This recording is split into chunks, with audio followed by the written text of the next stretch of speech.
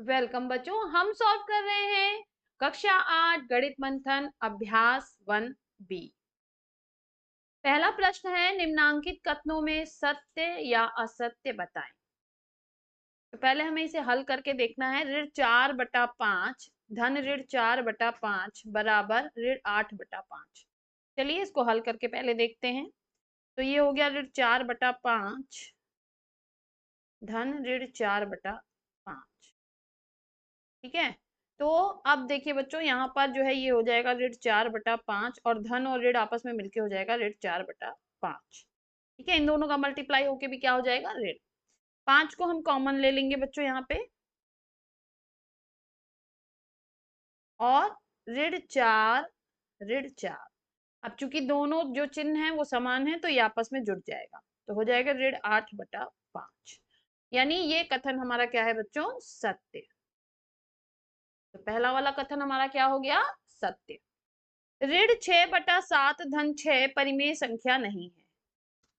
बच्चों हमें इसमें चेक करना है कि ऋण 6/7 धन 6 परिमेय संख्या है या नहीं। तो आइए हम इसको हल कर लेते हैं। ऋण 6/7 धन 6, ठीक है।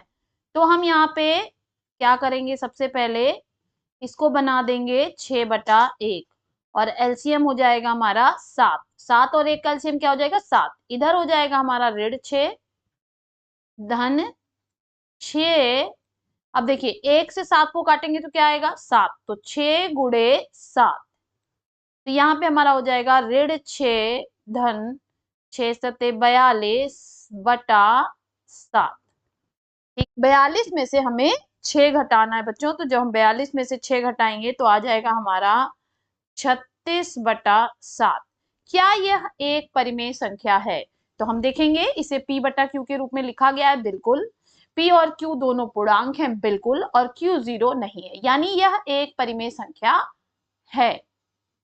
तो ये कथन जो है हमारा क्या हो जाएगा, असत्य। ये कथन कैसा हो जाएगा बच्चों हमारा, ये हो जाएगा असत्य कथन हो जाएगा बच्चों। नेक्स्ट हमसे कह रहा है कि दो परिमेय संख्याओं के जोड़ने का क्रम बदलने पर भी योगफल वही संख्या रहता है। तो इसको हम करके देखेंगे बच्चों, ऐसे ही नहीं। चलिए हम दो परिमेय संख्याएं ले लेते हैं, 2/3 धन 4/3। ठीक है, इनको हम जोड़ लेते हैं। तो देखिए 3 कॉमन लेंगे, 2 धन 4 हो जाएगा ये 6/3। अब हम क्रम बदल देते हैं, 4/3 धन 2/3। तो देखिए 3 कॉमन हो गया, 4 धन 2 यानी इक्वल आ गया हमारा 6/3। तो यानी कि ये जो है कथन वो क्या है, सत्य। आप कोई दूसरी भी परिमेय संख्याओं को लेकर इसको टेस्ट कर सकते हैं। वैसे हमने वीडियोस में जो है इसको पूरे अच्छे तरीके से समझा है कि हाँ, दो परिमेय संख्याओं को जोड़ते समय उनका क्रम बदलने पर योगफल वही रहता है। और इस प्रगुण को हम कौन सा प्रगुण कहते हैं बच्चों, क्रम विनिमय प्रगुण। नेक्स्ट हमसे कह रहा है कि 3 परिमेय संख्याओं का योगफल परिमेय संख्या नहीं होता है।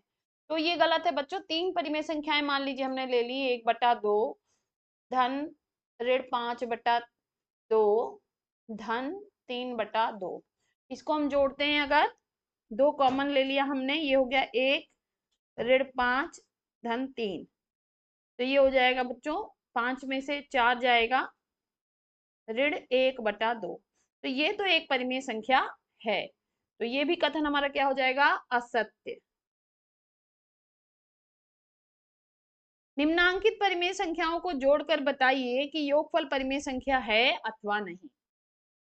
तो ऋण 3/4 और 3। बच्चों इन दोनों को जोड़ के हमें देखना है कि ये परिमेय संख्या है या नहीं। तो इसे भी हम कर लेते हैं। अभी हमने पिछले क्वेश्चन में भी इस तरह से किया था, ऋण 3/4 धन 3। तो इसको हम बटा 1 बना लेंगे, एलसीएम हो जाएगा हमारा 4। यहाँ पे आ जाएगा हमारा ऋण 3 और यहाँ पे आ जाएगा धन 3 गुणे 4। तो ये हो जाएगा ऋण 3 धन 12/4। तो 12 में से 3 घटाएंगे बच्चों तो आ जाएगा हमारा 9/4। तो क्या यह एक परिमेय संख्या है? बिल्कुल, यह एक परिमेय संख्या है। तो हम लिखेंगे यहाँ पे आंसर कि यह परिमेय संख्या है। इन दोनों का योगफल परिमेय संख्या है बच्चों। ठीक है, हम लिखेंगे कि इन दोनों का योगफल एक परिमेय संख्या है। ऋण 1 और ऋण 2/3, तो हम सॉल्व करेंगे। देखिए ऋण 1/1 ले लेंगे हम इसको, धन ऋण 2/3, ये हो जाएगा हमारा। चेंज करेंगे, ऋण 1/1, धन और ऋण का आपस में मल्टीप्लाई होगा बच्चों, तो ये हो जाएगा ऋण 2/3। अब इसका एलसीएम लेंगे 3, तो ये हो जाएगा ऋण 1 गुणे 3, ऋण 2 गुणे 1। यहाँ पे आ जाएगा बच्चों हमारा ऋण 3 ऋण 2/3, यानी आ जाएगा ऋण 5/3। तो ये भी एक परिमेय संख्या है। तो इसका आंसर क्या हो जाएगा बच्चों? परिमेय संख्या है।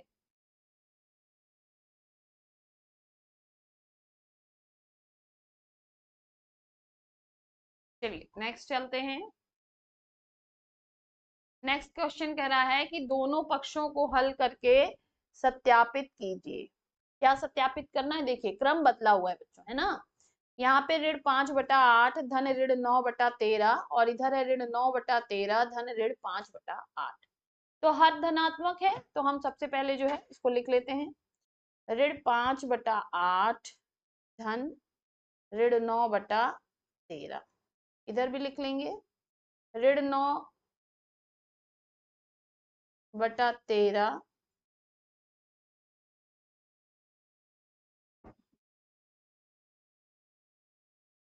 धन ऋण 5/8।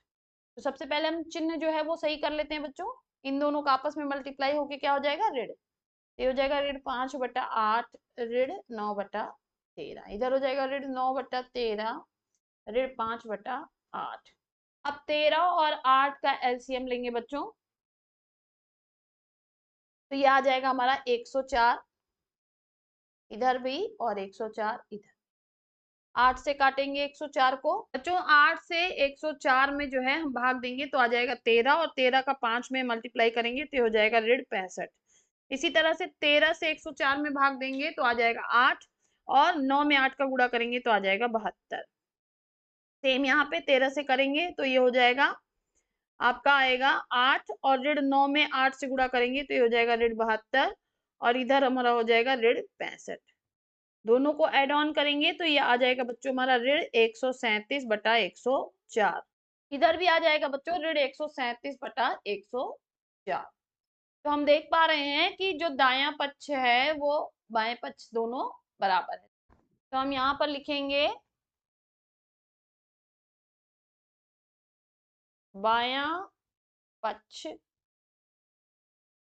बराबर दायां पक्ष।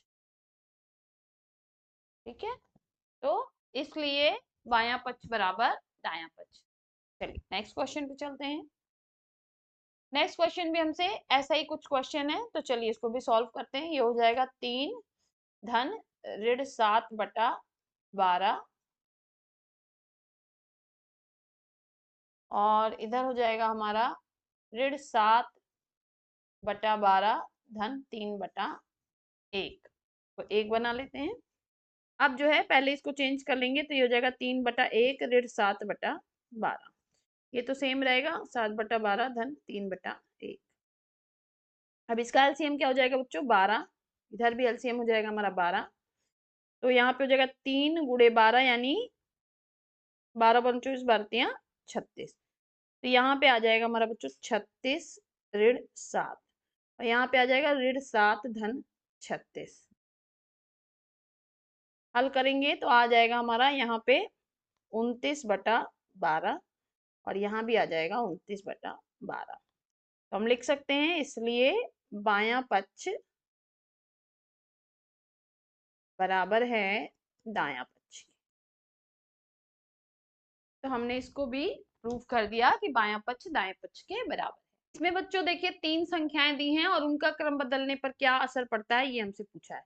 तो चलिए हम इसको भी हल कर लेते हैं। देखिए इधर हल करेंगे, ऋण 4/7 धन 1/4, ये ब्रैकेट में है और ब्रैकेट के बाहर हमारा है 7/16। तो और इधर हो जाएगा हमारा ऋण 4/7 धन, इधर ब्रैकेट में पहले है 1/4 धन 7/16। हो जाएगा बच्चों 7 और 4 का जो है हम एलसीएम लेंगे तो ये हो जाएगा 28, 7 चौक 28, तो ऋण 4 में 4 का गुणा होगा तो हो जाएगा ऋण 16 धन 4 सत्ते 28, तो ये हो जाएगा 1 गुणे 7 यानी 7, ये यहाँ हो गया। और यहाँ पर ये ऋण हमारा ऊपर चला जाएगा, ये हो जाएगा धन ऋण 7/16। यहाँ पे हो जाएगा हमारा ऋण 4/7 धन, ब्रैकेट में पहले हम इसको हर को धनात्मक बनाएंगे, पहले हम हर को धनात्मक बनाएंगे तो इसके लिए ऋण ऊपर जाएगा तो हो जाएगा धन ऋण 7/16। ठीक है, अब यहाँ पे हमारा आ जाएगा ऋण 9/28 और धन और ऋण आपस में मिलके हो जाएगा ऋण 7/16। यहाँ पे हो जाएगा हमारा ऋण 4/7 धन 16 और 4 का एलसीएम यहाँ पे लेंगे बच्चों, तो यहाँ पे हो जाएगा 16, 4 से काटेंगे 4 चौक का 16, तो ये हो जाएगा 4 और धन और ऋण मिलके क्या हो जाएंगे ऋण, तो ऋण इधर हो जाएगा 7, ये हो गया इधर हमारा। ठीक है, इधर हम क्या करेंगे, अब 28 और 16 का जो है एलसीएम लेंगे तो ये आ जाएगा हमारा 112। उसके बाद से ये हो जाएगा ऋण 9 गुणे 4 यानी ऋण 36, और इधर हमारा हो जाएगा 7 गुणे 7 यानी ऋण 49। इधर हम करेंगे, ये आ गया हमारा ऋण 4/7 धन ऋण 3/16।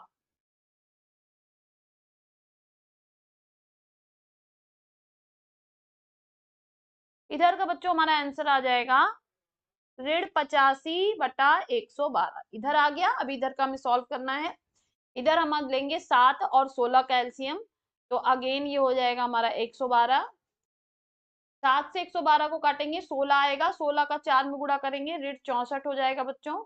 यहाँ पे धन और ऋण आपस में मिलकर ऋण हो जाएगा, 16 से 12 112 को काटेंगे 7 आएगा, 7 त्रिक हो जाएगा 21। इन दोनों को भी जोड़ेंगे बच्चों तो आंसर हमारा इस साइड क्या आएगा, इस साइड भी हमारा आंसर आ जाएगा ऋण 85/112।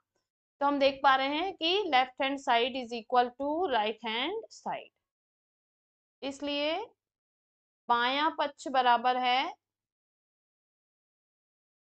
दायां पक्ष।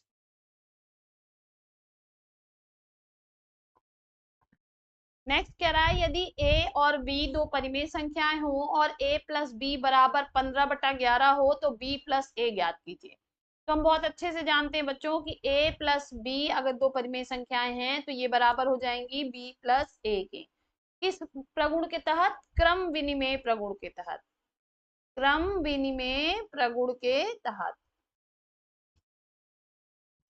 ठीक है, तो इसलिए हमारा जो आंसर हो जाएगा b प्लस a का वो क्या हो जाएगा, वो भी हो जाएगा 15/11। यदि a और b दो परिमेय संख्याएं हो और a प्लस b बराबर हो ऋण 15/11 तो b प्लस a ज्ञात कीजिए। तो हमें पता है बच्चों क्रम विनिमेय प्रगुण, क्रम विनिमेय प्रगुण के हिसाब से जो है अगर दो परिमेय संख्याएं a प्लस b हैं तो वो बराबर होता है b प्लस a के। तो इसलिए b प्लस a भी किसके बराबर हो जाएगा, ऋण 15/11 के। तो यही हमारा आंसर हो जाएगा। नेक्स्ट हमसे कह रहा है कि रिक्त स्थानों की पूर्ति अपनी अभ्यास पुस्तिका में कीजिए। इसमें हम जोड़े ऋण 12/7 बराबर हो जाए ऋण 12/7 धन 5/11। तो आंसर बच्चों क्वेश्चन में ही छिपा है। ये देखिए ये हो गया हमारा a प्लस बी के फॉर्म में और ये हो गया b प्लस a के फॉर्म में। तो यानी ये जो है यही हमारा यहाँ पे भरा जाएगा। तो हमारा आंसर क्या हो जाएगा, 5/11 धन ऋण 12/7 बराबर हो जाएगा ऋण 12/7 धन 5/11 के। तो ये जो है बच्चों ये दोनों आपस में बराबर हो जाएंगे और यही हम इसको यहाँ पे भर देंगे। ठीक है, चलिए आगे बढ़ते हैं। नेक्स्ट क्वेश्चन हमसे क्या कह रहा है, नेक्स्ट क्वेश्चन फिर वैसा ही क्वेश्चन है, रिक्त स्थान की पूर्ति है। तो देखिए यहाँ पर जो फॉर्म दिया है बच्चों वो क्या दिया हुआ है, a प्लस बी ब्रैकेट में है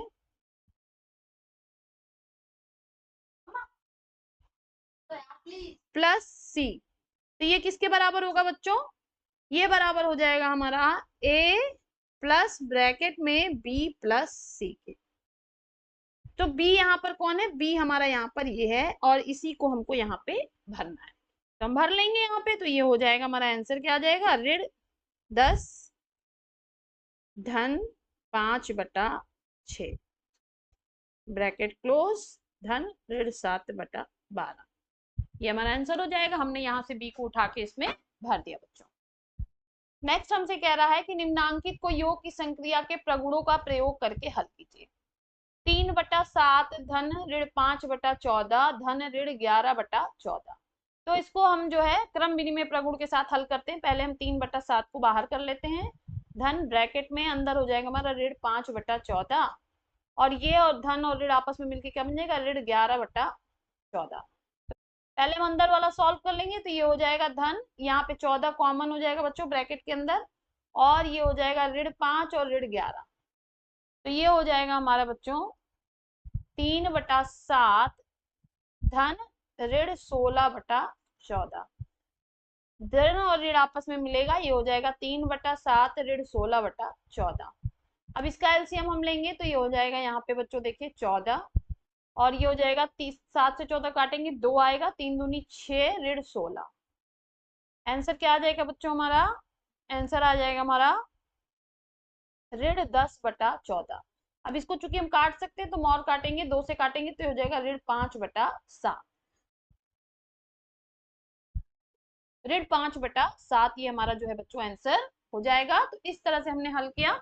हमने क्रम विनिमय प्रगुण लगाया और हमने जो 2 कॉमन थे उनको पहले हल कर लिया, उसके बाद हम एलसीएम लेके इसको सॉल्व किया। ठीक है, चलिए नेक्स्ट फिर कह रहा हमसे कि योग संक्रिया के प्रगुणों का प्रयोग करके हल कीजिए।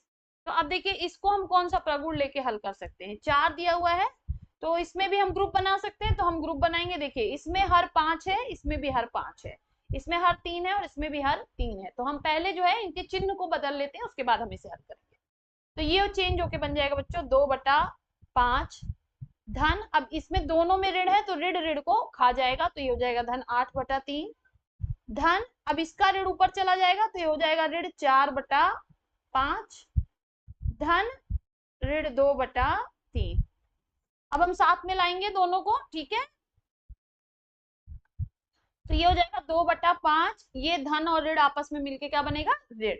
तो ये हो जाएगा ऋण 4/5। उसके बाद हम इसको ले आएंगे इधर, तो ये हो जाएगा धन 8/3 और ये धन और ऋण आपस में मिलके बनेगा ऋण, ऋण 2/3। इधर कॉमन लेंगे, हो जाएगा 5, दोनों को ब्रैकेट में अलग कर लेते हैं बच्चों, इधर को अलग और इधर को अलग। तो ये हो जाएगा 2 ऋण 4/5 धन, इधर हो जाएगा हमारा 8 ऋण 2/3। तो ये आ जाएगा हमारा ऋण 2/5 और धन इधर आ जाएगा हमारा 8 में से 2 गया 6/3। इसको काट देंगे, ये हो जाएगा 2 और 1।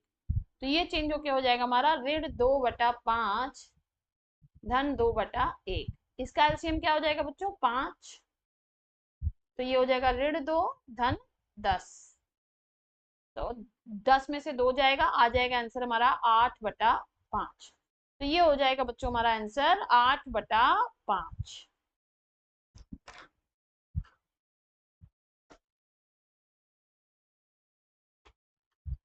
इस तरह से बच्चों इस सवाल को हम हल करेंगे। यहाँ पर हमारा ये अभ्यास समाप्त होता है। फिर मिलेंगे नेक्स्ट वीडियो में एक और अभ्यास के साथ। तब तक के लिए पढ़ते रहिए, आगे बढ़ते रहिए। बाय बाय बच्चों।